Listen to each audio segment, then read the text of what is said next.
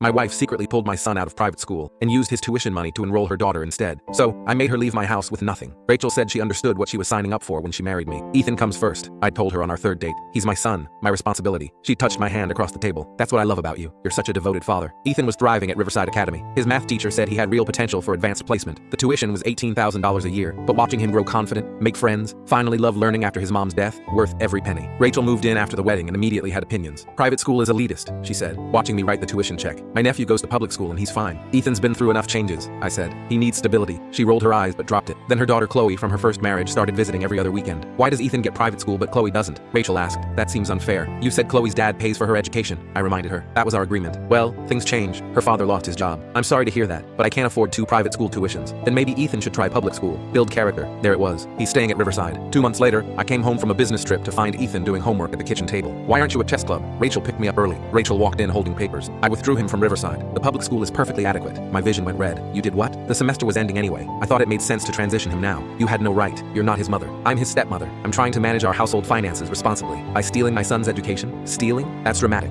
I redirected the funds somewhere more practical. What funds? Where? She pulled out her phone, showed me a bank statement. She'd taken the $9,000 I'd saved for spring semester and enrolled Chloe in Riverside. Chloe needed this opportunity, she said. She's struggling at public school. So you put my son there instead? It's temporary. Once I get my promotion, we can revisit Ethan's situation. Ethan stood in the doorway, eyes wet. I have to leave Riverside? Go to your room, Rachel said. The adults are talking. Don't speak to my son that way. Our son. We're a family now. That night, I called my lawyer, not for divorce papers, but for something better. Turns out, withdrawing a child from school without both parents' consent when there's a custody agreement, not legal. Even more interesting, using funds specifically earmarked for one child's education for another child, that's fraud. I let Rachel enjoy 2 weeks of Chloe at Riverside, let her post photos of Chloe in the uniform, let her brag to her sister about getting Chloe into the best school in the district. Then the headmaster called her. There's been an issue with Chloe's enrollment paperwork. What issue? Rachel asked on speakerphone while making dinner. The parent who withdrew Ethan Martinez wasn't authorized to do so. We're reversing the withdrawal and unfortunately, we'll need to cancel Chloe's enrollment as it was processed fraudulently. Fraudulently? I'm his stepmother. Step-parents have no legal authority without written consent from the biological parent, which you forged, according to our handwriting expert. She looked at me. You did this. I protected my son's education, like any responsible parent would. Where's Chloe supposed to go? Public school is perfectly adequate, builds character. You're really going to punish a child for this? No, I'm going to ensure my child stays in his school. Your daughter's education is your responsibility. That was our agreement, remember? The best part came later. Rachel's promotion she was so sure about didn't happen. Turns out her boss's kid went to Riverside and heard about the whole withdrawal scandal. We need someone with better judgment and leadership, her boss explained. Rachel tried to guilt me for weeks. Chloe cries every morning about going to public school.